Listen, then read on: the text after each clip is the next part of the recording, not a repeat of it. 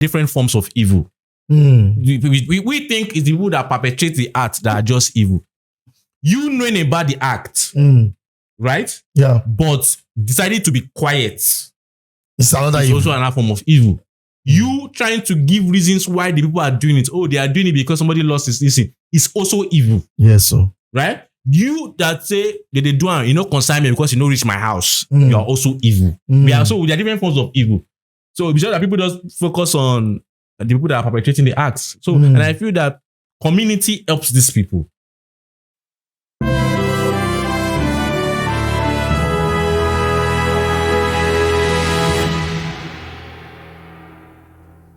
We are back again. This is What Nobody is Saying, powered by Faith Africa Studio. With me, I have the philosopher, Shegun. Shegun, how are you doing? Great to be here. Yeah, today we are going to be having a lot of talk because the movie we want to discuss today is a type of movie that a lot of people have been talking about on social media, most especially on X. They have been talking so much about it. And we think we need to justify and tell people how all this relate to our country, Nigeria, and also relate to our personal life and also our personal safety. Now, the movie is titled The Heads, and this is a movie powered by the Film One. And these guys are really doing a lot of movies that are fantastic. Shout out to them. Now, Shegun, what do you think about this movie, first of all?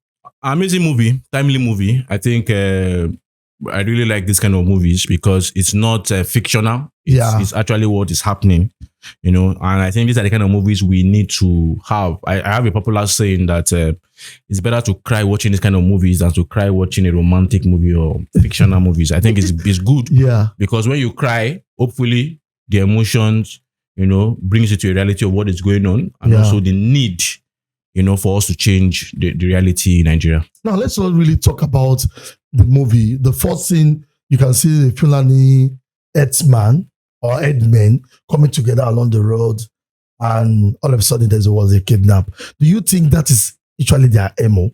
That's what they do, really? No, I think the movie portrays it that way. There are other ways that they go around their activities, as we have seen by recent events. So sometimes you can be your own dwelling and they come and meet you there. Sometimes it can be on the road, right? Which we've also had experience from people in the north and people that have had such experiences. So it's different ways, but I just feel that there are a lot of political points in that scene you mentioned in terms of the grazing routes. And I think that's one of the things that the government has tried to look at. But I feel they have not been committed in actually making sure that cows or cattle should not graze at certain areas. And I think because of that no law about grazing gave them exposure to, in that scene, to the public, and what happened. But Shegun, I know this grazing, we have been talking about it for a long time in this country. And I think every administration, coming from Goodluck, Yaradua, down to Tinubu now, I don't think Tinubu have mentioned it, but I know the last president mentioned the same thing about this grazing issue. Shegun, is there not a way the Nigeria government can just provide a place where all Fulani herdsmen can just take their cattle, eat there, and go back home? I think there is, but I think the matter is it's not as if there's no solution, because we have countries that have been able to provide solutions that you can just copy and implement. It's still the same cattle you are doing here, that you're doing there. But I think it's just about the will to do it. And that's one of the things we've experienced with our government, is that many things that should be done, not just even this case of cattle, many things that should be done, the government doesn't have the will. I'm not talking about this particular government, but over the years, we've seen different governments come and there's no will to actually do the right thing. So that's the issue with Nigeria. There's no will to do the right thing. Okay, now, I want to talk about that person again. Yeah. Now, I've noticed that this have happened here in Lagos so many times that everybody will be on a standstill and cow will move on a very busy road. You know, that road they pass through in that scene was a busy road. Why is there a way? I'm just asking this question for safety purpose, because safety for people traveling that route, and also safety for people that want to do business in that same location? Is there a way government can work on these things and make it better? No, so there's a way. The funny thing is that when you look at the population of cattle we have in this country, I'm not sure we are among top 3 countries in the world that has the largest amount of cattle.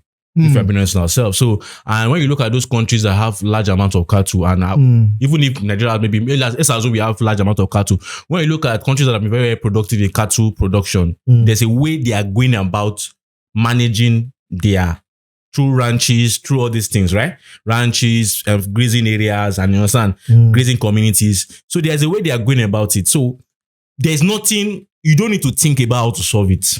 All you need to do is just copy and implement. But the issue now is, are you willing to copy? Are you willing to implement? Are you willing to ruffle some feathers by telling them this is how you have to now go through it and be more productive? So I think it's just about, this issue is not about whether there's a solution on it. The issue is, are we willing to implement the solution? Okay, now let's talk about corruption. Because in this movie, we see cycle of corruption. Now, corruption is, where do you think this corruption starts from? I've seen a lot of people coming out saying that the corruption starts from the top. Where do you think this corruption issue starts from? Okay, so corruption in what sense exactly? Now, in the sense that, now these Fulani herdsmen, what they are doing, or sorry, these terrorists, I will not say herdsmen, but all bandits. These bandits, what they are claiming is that they are poor. And since they are poor, they have to find lively means. Same as these so-called Yahoo boys in Nigeria. It's a cycle of corruption, saying that I have to justify the means. So far, I am rich as quick as possible. Do you think? I think that's foolish. Anybody that says that is a terrible person. The fact is, everybody's going through one challenge or the other. Yeah. And that you see, everybody has one challenge or the other. And nobody, I used to say something, we recognize your pain, recognize your current situation, but your pain is no reason for you in a civilized society to do things that are illegal, right? So we recognize the fact that you are going through the worst conditions. So the solution to it is that the government has to be wise enough to provide, better conditions. But also in that worst condition that you are as a person, there are also people in that same worst condition that are not doing that evil thing you are doing, right? So for even when you come to the Yahoo boys issue, the fact is, I keep telling people, you cannot say the reason why people are doing Yahoo is because of their current situation. Because if because of their current situation, the fact is that we see people that are even in better societies, that left this country, better societies, and they are still engaging in this. It's just human nature, and human nature with respect to greed. Right? So people would like to use, like the prostitutes on the road would like to use that, I couldn't fend for myself. Yeah, but there are also people that could not fend for themselves that went to actually get something doing. Exactly. So I think it's a stale argument that I'm doing something evil because my condition is bad. There are people that have worse conditions than you and they're not doing that bad thing. So why are you doing it? You understand? So I feel that those are just excuses. And anybody that's giving, I believe something that once you are giving excuses for evil, you're also an evil person. So that's the truth. Mention evil, Shagun. Can you just let us know the concept of evil of human being? Because the level of evil we saw in that movie is terrible. Take for example, somebody is trying to run for his life or is trying to save his wife and he was shot. Instead of you leaving the person because they want to cover the case, they want to make sure that they did not leave any traces around. They carry the person and they told the person, another person, to chop the person to pieces. Level of evil. Do you think everybody is evil in this world? Yeah, so I think they definitely human beings are not basically good. So even the Bible says that the heart of man is desperately wicked. So human beings are evil. And I think people, that's one of the first lessons we need to learn. We need to understand human nature. Human beings are not good people. We have to understand that. So we have to understand that our journey as human beings starts from evil and we work our way to good. Right? So we have to understand that. And when we understand that, you see that even in this movie, as you said, there are various forms of evil. Some, you can look at it that some are more crazier than the others. For example, one of the guys that was kidnapped, the main central guy that was kidnapped, that his friend was killed in that movie, right? He also stole 25 million from his partner. So evil is in various form and sizes. Right? Evil is various form and sizes. And when you look at even that particular person, you see what his parents were trying to do to his wife. in terms of you have to say. So it's just, and that's why I love the movie, because it shows us about human nature. So sometimes to enjoy the movie, look away from religious, tribal sentiment and just look at it in first of all, you can look at it in that light also, religion and tribal, but look at it first of all in the sense of human beings. We are evil. Human beings are evil. Yeah, we might take different forms. It can be the form of a pastor. It can be in form of a bandit. It can be in form of a corporate guy.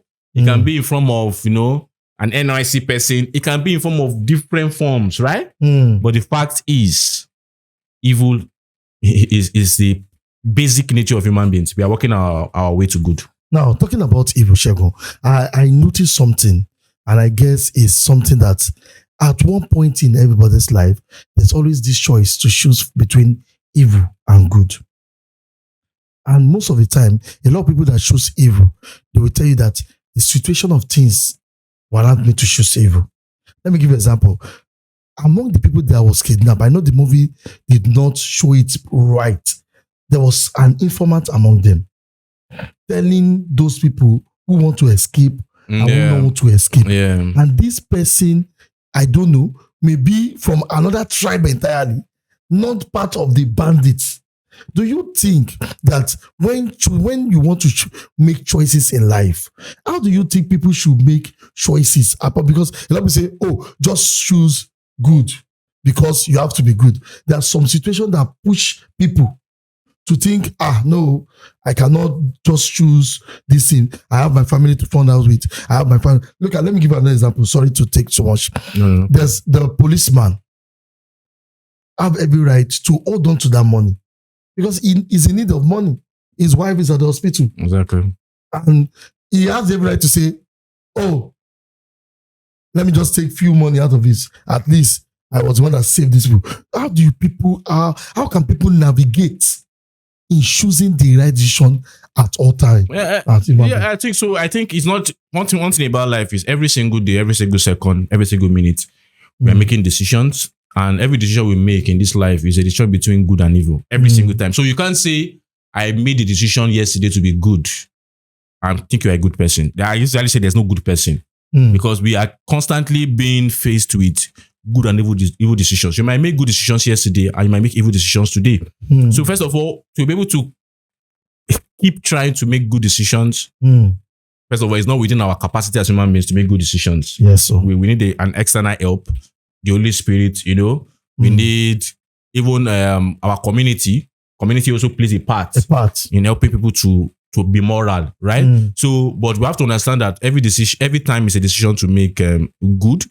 And we also have to understand that the process of making good decisions is very, very painful. It's very, very painful. And sometimes you might be making the right decision, but it's a very, very painful decision. Yeah. And so it's just the constant consciousness, and with the help of external forces like the Holy Spirit, community, religion, we need these things. Parenting, we need these things to keep ourselves friends, to make sure that we keep making the right decisions. Now, you said something about religion helping us also to make some good decision. And come to think of it, religious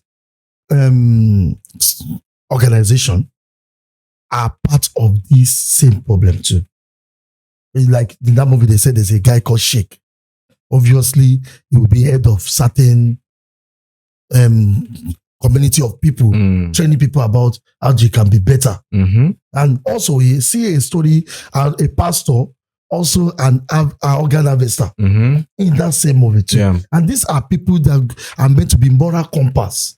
Now, can we say religion is just a tool in the hand of politicians to bend people to their will? No, I think that's not it. Religion is not a tool of politicians. I think we said it before in one of our episodes that religion is a blanket for both the wise, for both the sane and the insane. Yeah, human beings are terrible. So there's nothing with most religions.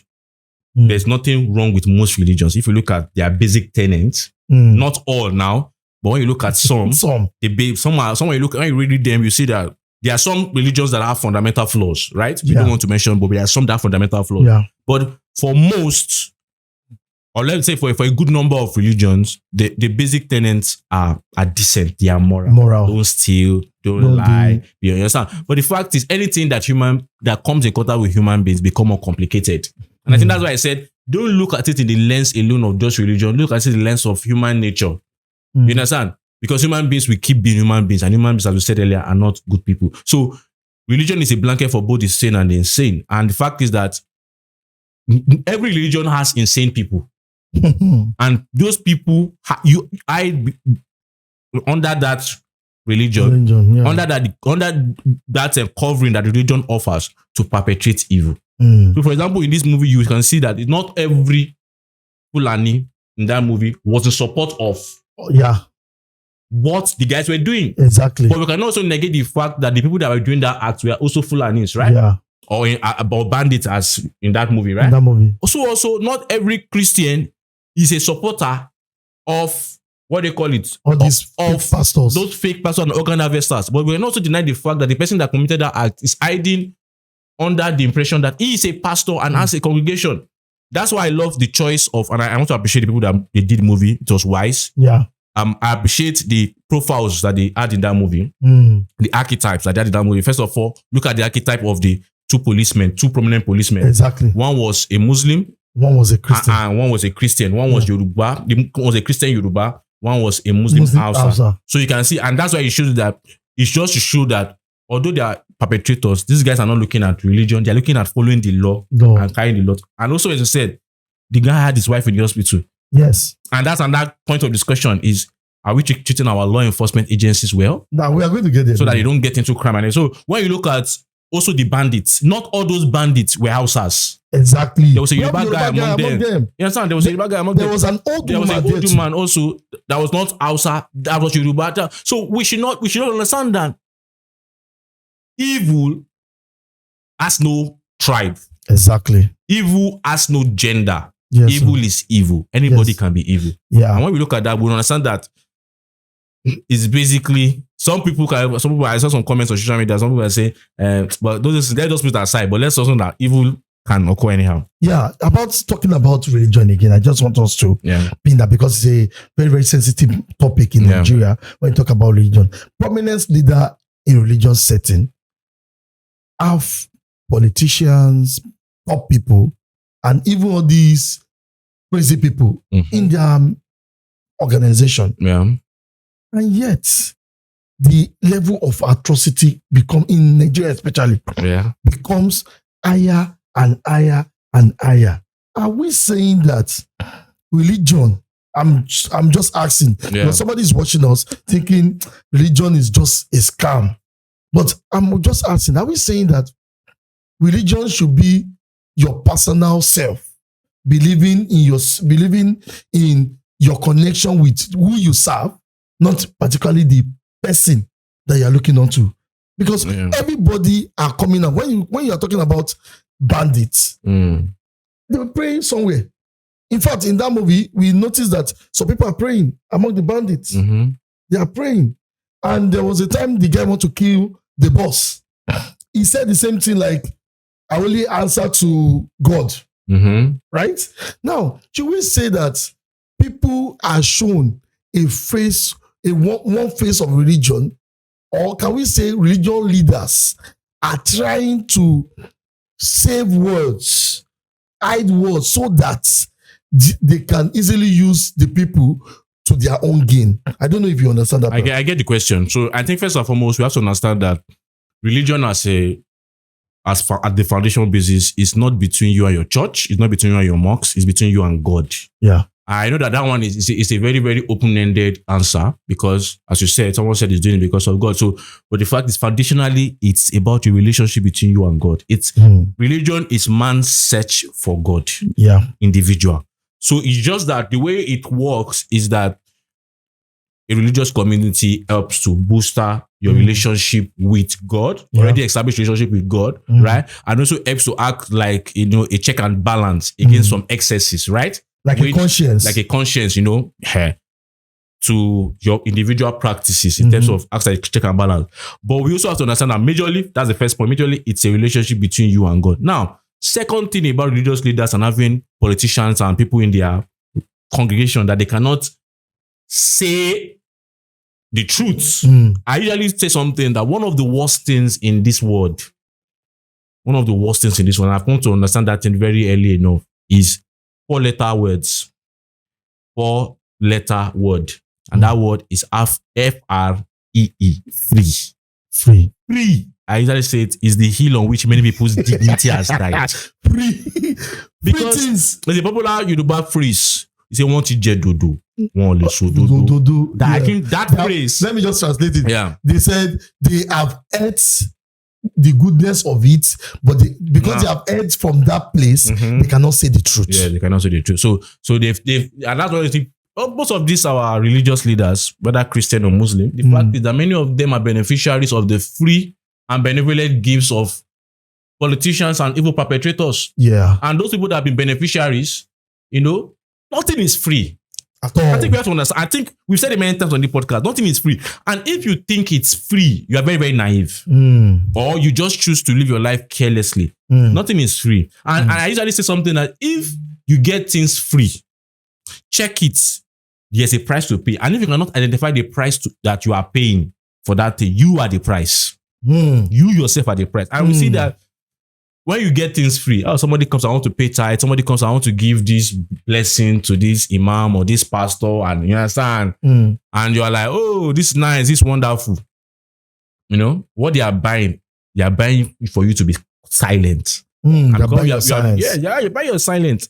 And another thing I would say about that is that, I'm not saying people will not give you things for free or people will not be benevolent to your ministry, but you must understand the act of balancing benevolence.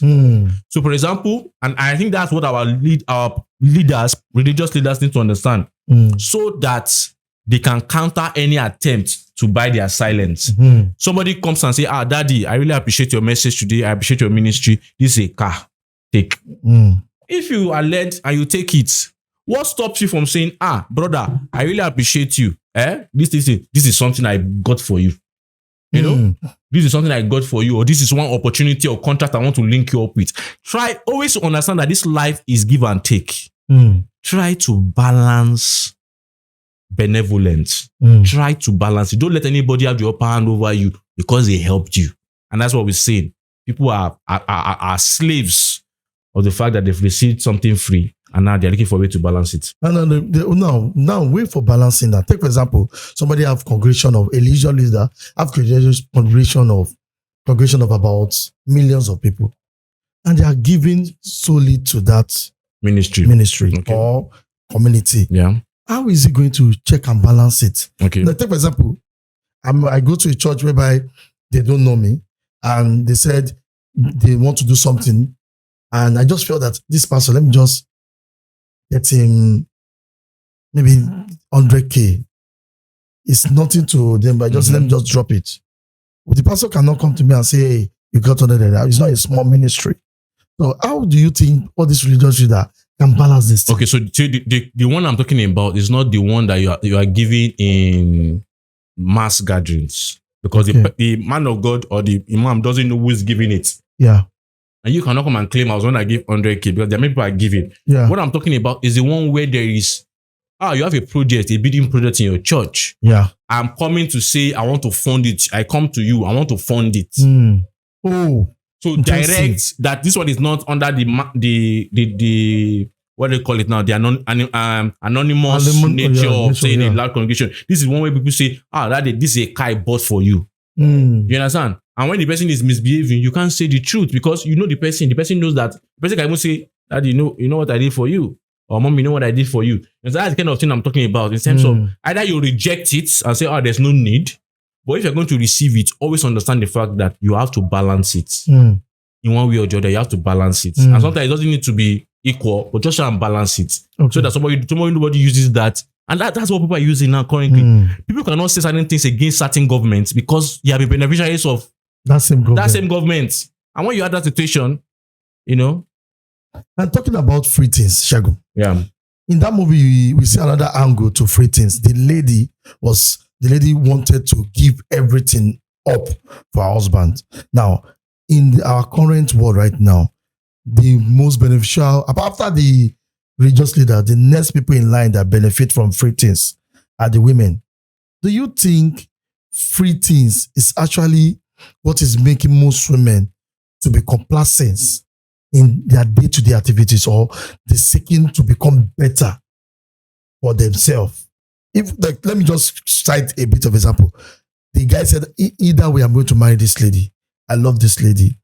And there's a lot of attributes that the guy saw in that lady. And the attributes showed. And almost towards the end of the movie, when the lady was all out trying to help the man. But the question is, can we say the same thing to most women in Nigeria? Not all now. Okay, that's the question, like, by standing by a husband. Not standing alone. You have, I have to, this is my man, boyfriend, or husband. He has to do this. He has to do this. If you don't do this, I will not do this. No. So those ones, I think those ones, many of them already know how, in that kind of relationship segments, right? They already know how that will end. Because if you receive free things from a guy that is your boyfriend and you're not paying anything, the fact is you yourself are the price. And you know how you pay the price in the other room. So we know that fact. So that one is you understand? They might try to deceive themselves that I'm collecting it free. You're not collecting it free. You are paying. And she might say, but we are both enjoying ourselves. But the fact is, we know that act has different effects on both men and women, biologically proven. But that is one side. But they are paying. But also looking at that part of that woman, you know, it's a lovely part. That's a lovely addition. So to the movie, in the sense of, there are people who are going through hell, and they see how their loved one kidnapped at the moment. She's having a recurrence of cancer. Yeah. And she had a husband that was willing to sacrifice everything that he had for her. And she's also willing to sacrifice her life to make sure that she gets her husband out of there. You know, obeying and making that. So it's a beautiful sight. And I think that is love. That's what love is meant to be. Love, that's what love should be. In terms of, I've said it many times. We've said it on this podcast many times, that there's no word that describes love more than sacrifice. Yes. There's no word that describes it more than sacrifice. And in that segment, we can see. Now, the fact is, can many people do it in this society? No. But we hope that something like this come more and more. Yeah, now, we do hope under that particular circumstance. We don't want them to be kidnapped before you know, but it's just in some gestures. Some gestures in minute things. Yeah. Okay, let's now quickly go. Now, kidnapping as a business, I don't want to see it as a tribal business, because at one point in Nigeria, every tribe kidnaps in Nigeria. Now, at one point in Nigeria, one of my friends is currently in America right now. His mother was kidnapped, and it was in Lagos. So kidnapping is not a. I want us to not see kidnapping from the bandit side, because bandits are terrible people, really. Yeah. I don't want us to see that in that angle. I want us to look at it from the angle of how did they source information? How? Because there should be an informant giving them when to act, what to do. Let me give an example. When they told this girl, this woman, the woman to drop the money, it was at Kogi State.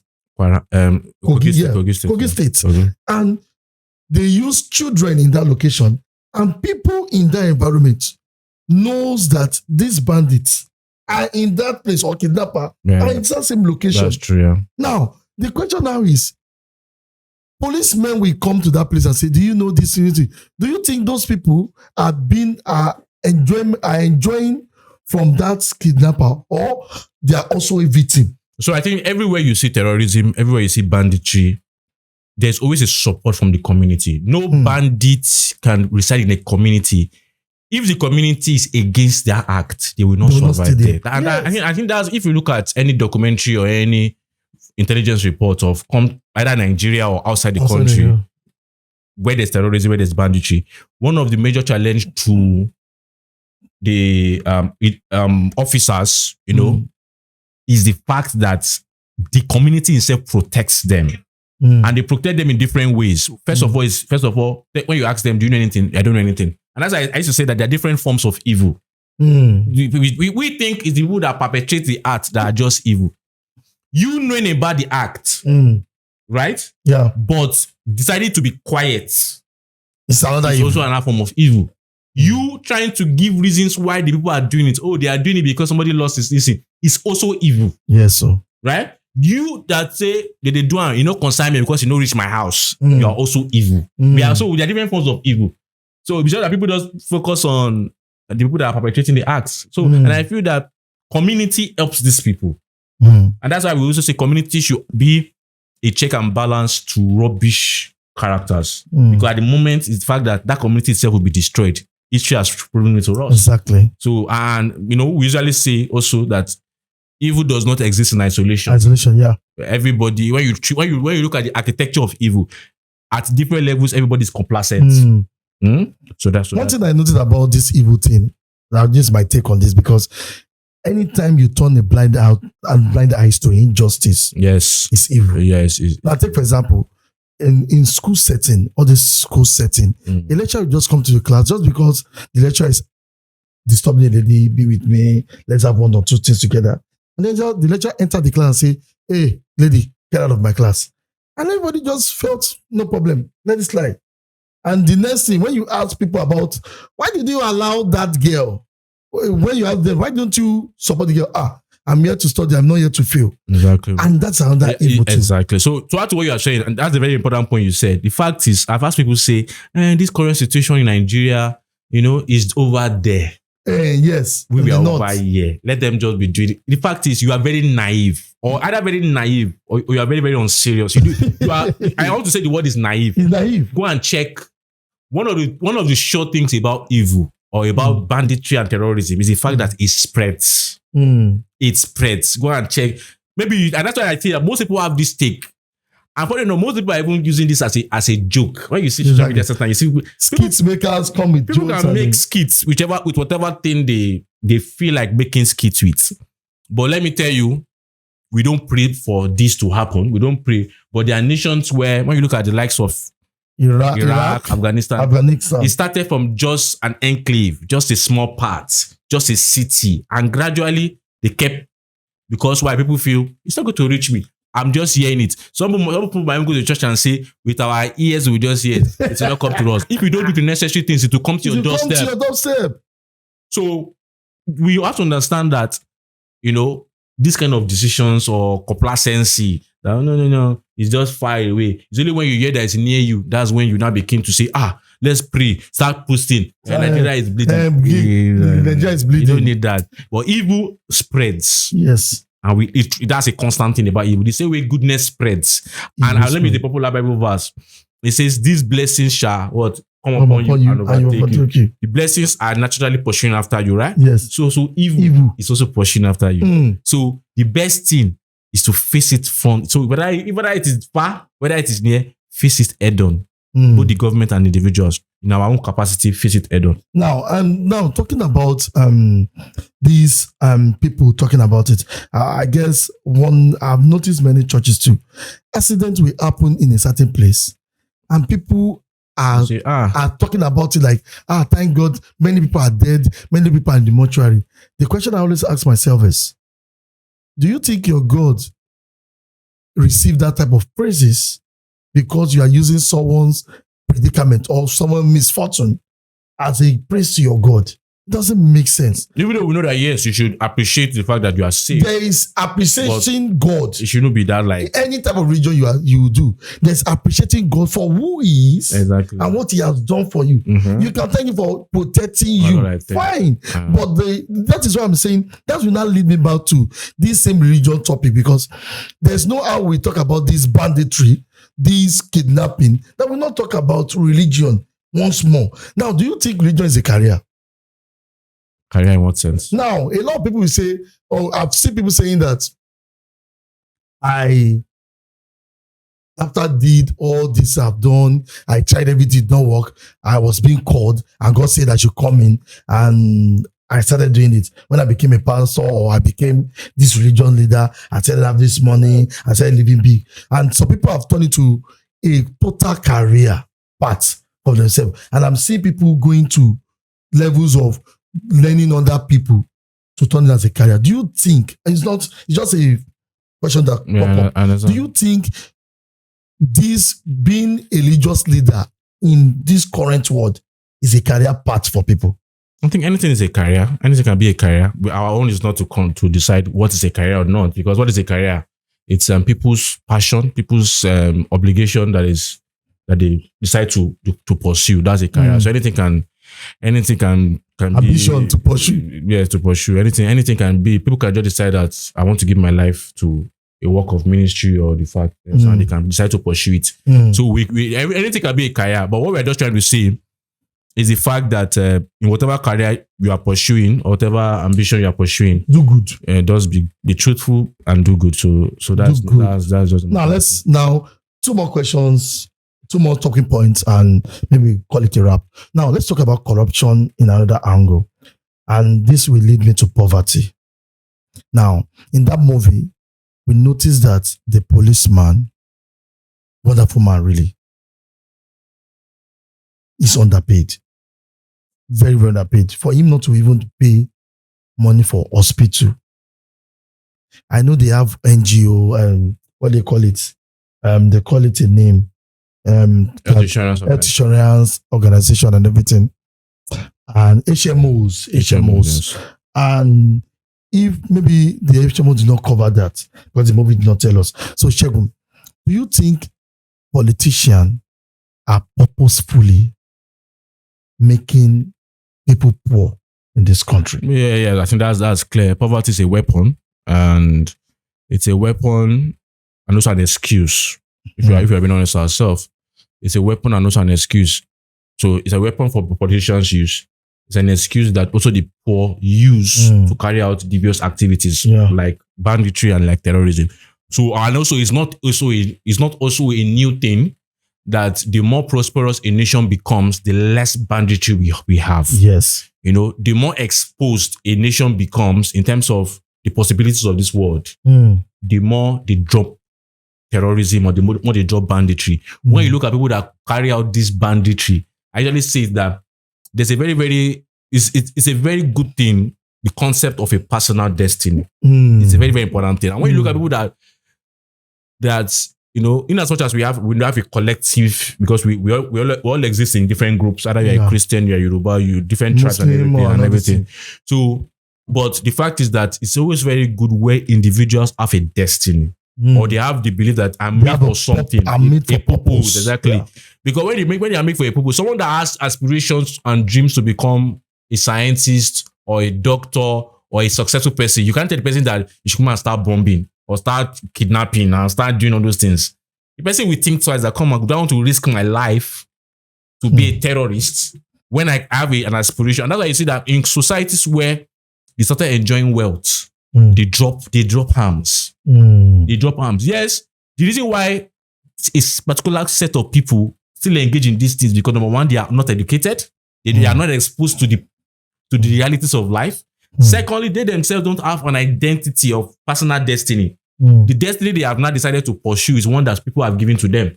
It's not that people have said, oh, this is for us to be able to do this, we have to start doing this banditry and all these things. But when the moment they become exposed, the moment they become to see that, I can truly even enjoy life. Yeah. There are amazing places I can go, recreational centers, I can go and enjoy myself. I can travel out for holidays. People that know the beauty of this world.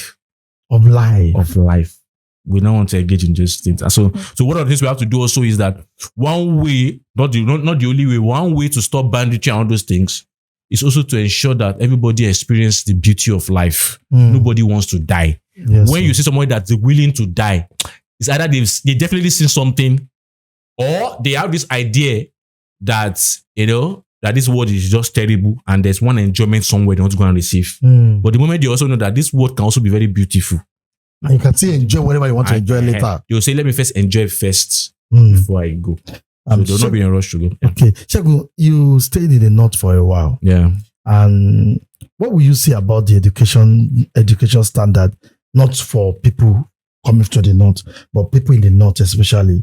Now, take for example, they call some people almanjeris, I don't know. Yeah. And they said there are some set of people in the North that their life purpose is to beg, to be a professional beggars. I don't know how true it is. I've never been there. I think it's everywhere, but okay, I get the point. Yeah, I'm just saying. And there's also a part that their money allocated for that region that is being siphoned, actually for education. Clearly. Now, the question now is, what do you think would be the solution to these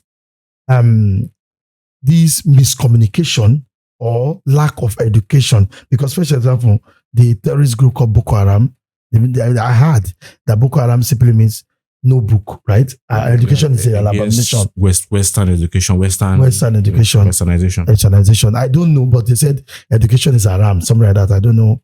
Haram simply means abomination. So I want to know, is there any solution that government can do in terms of educating people, sensitizing people in the environment? Has it been done before? Obviously, that won't be done to the best that it can be done. I think we can also deny the fact this is not being tribal, this is not being against anybody. We can also deny the fact that education in that area of the country is not up to par. We can also deny the fact that yes, we have some amazing institutions in terms of tertiary institutions.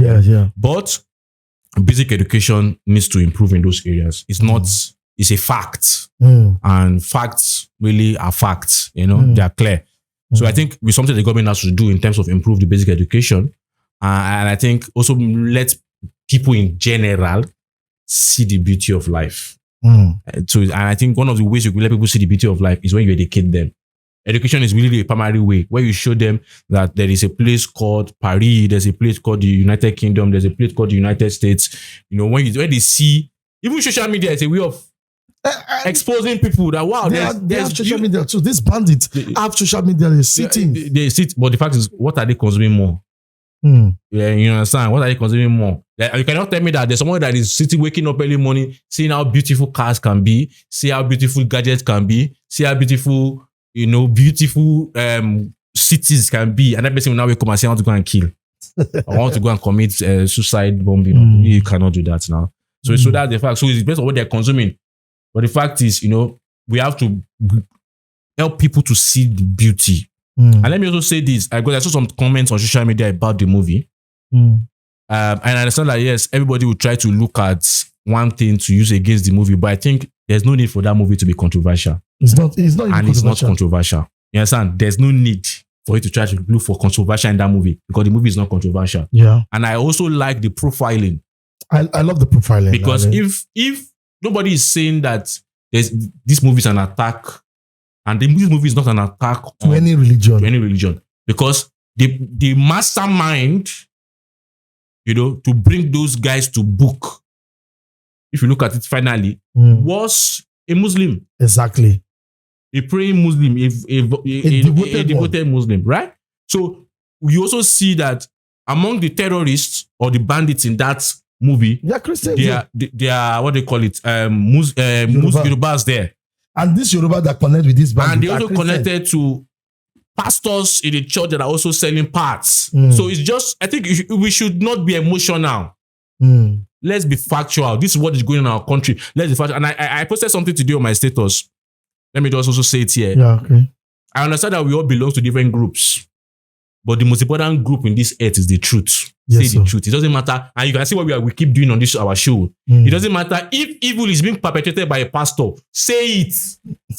And I think that I've said many times. You have to say it. You have to open up and there's no authority on this earth that is above correction or above inspection. The moment you have an authority you cannot say your mind to, then that's terrible. The only person you cannot say your mind against is God. In fact, God wants you to question some things. Wants you to question. Yes. God wants you to test him. God wants you to, God doesn't want you to just take everything he tells you, hook, line, and sinker. And I see it, let me talk, I believe that is the religion that you love, that you speak, you should be very hard on. That's why Jesus was harder on Pharisees even more than sinners. Yes. Talk about your own house first.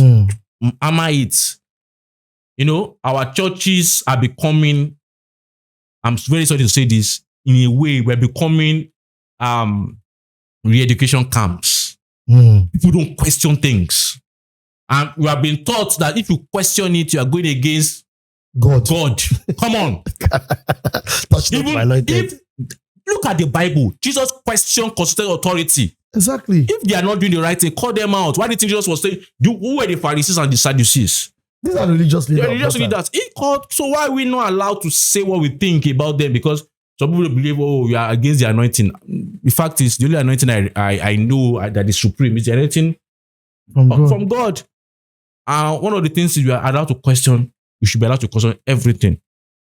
And that's what helps us, really. Really, you have really covered that. I just want to let's talk about the trauma part, really. Okay. Let's talk about the trauma of the community that the kidnapping happened, and also on the people that was kidnapped. They call something PTSD, and it's like a reoccurrence that people have constant fear about that same situation.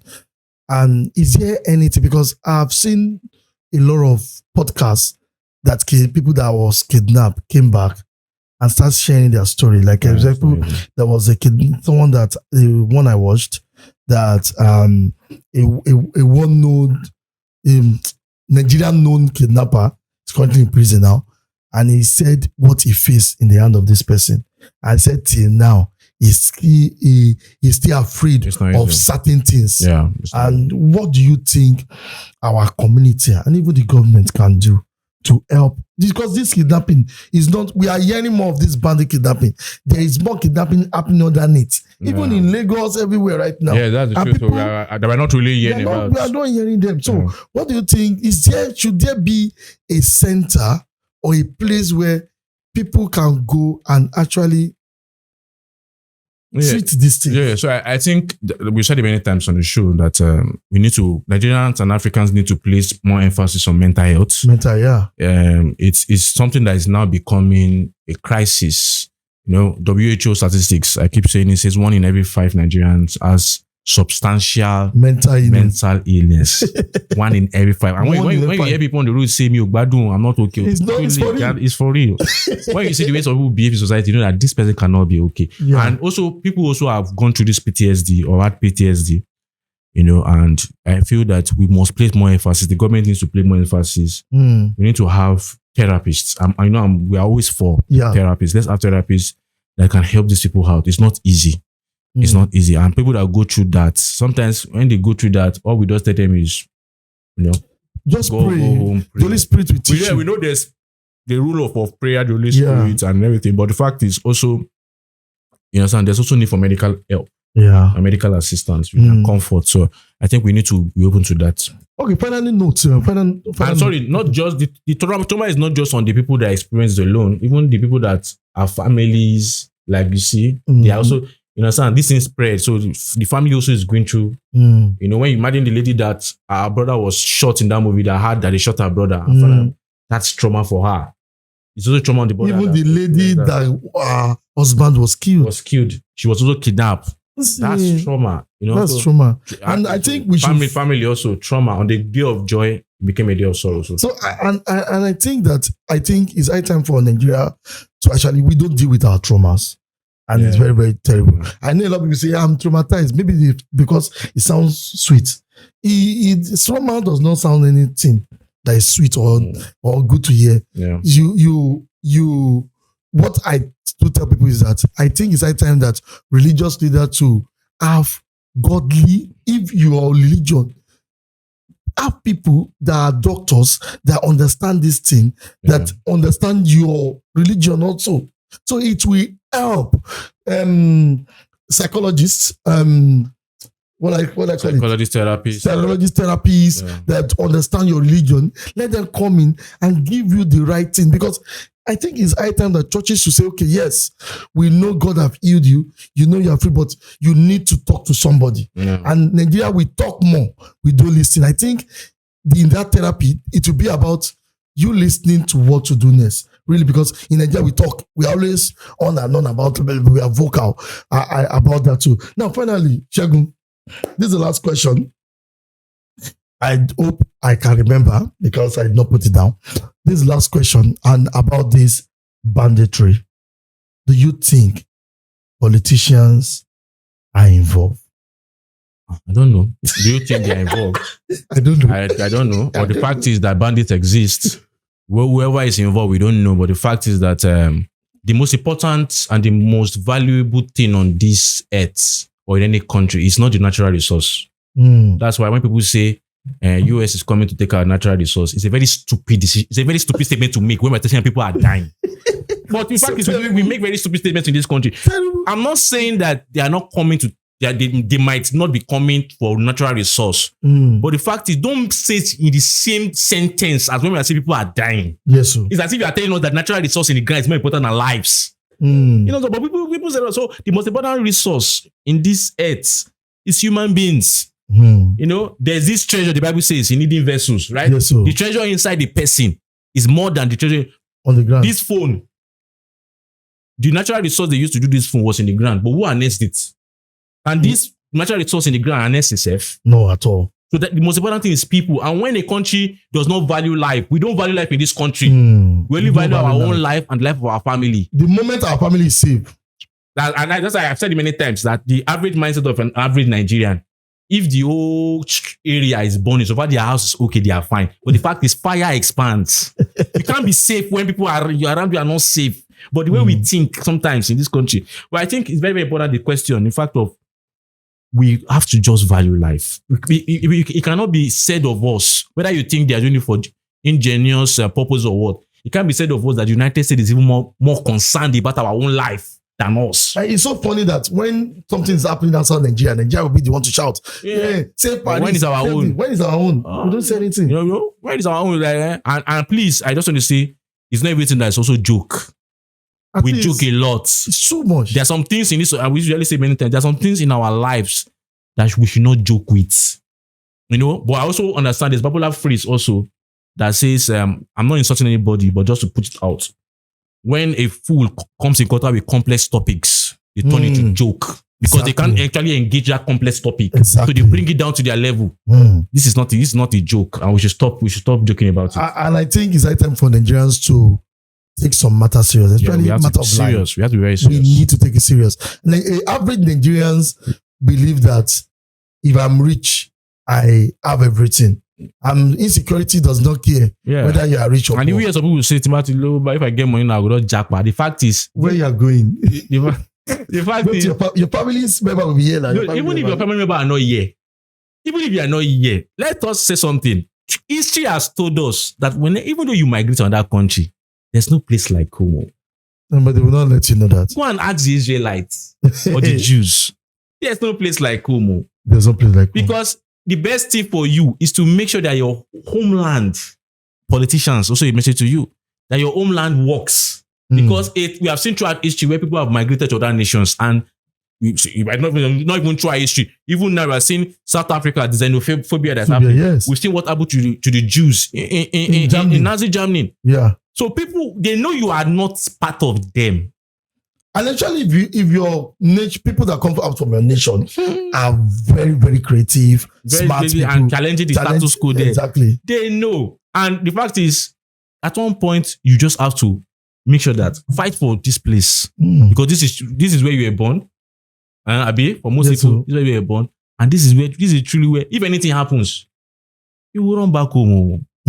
So we have to be very, very careful about how so many talking points in this movie, and we have spent too much time on every one of them. There's not too much time that is spent when lives are lost, Shabbat. Yeah, because a lot of people have the sitting down to watch something or study lifespans for some people is a bit low. So we can just watch for 5 minutes and 10 minutes. I understand. So, but one thing about this is that you guys can actually take time, don't watch straight, pause, do other things, watch again, because we need to value life. If anything, final note, maybe a solution to every problem Nigerians value life. Everything that is wrong with Nigeria today is because we don't value life. The moment you start, and what am I saying? It's not about terrorism. If we value life, our hospitals will be better. Yes. If we value life, our education will be better because we don't want to produce quacks. Yeah. If we value life, our roads will be better. Yes. If we value life, everything will be better.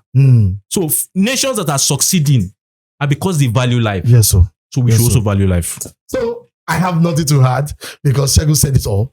Value life, guys. So this is what nobody is saying. We relate movies into day-to-day reality, what you see in your life. And if you have a movie to let us discuss or review, just watch, put it on the comment section, and Chegun here and maybe Amaka and me will do justice to that movie. So guys, till we meet again, always remember, where there is a movie, there is always a review that has to relate to your life. Bye-bye.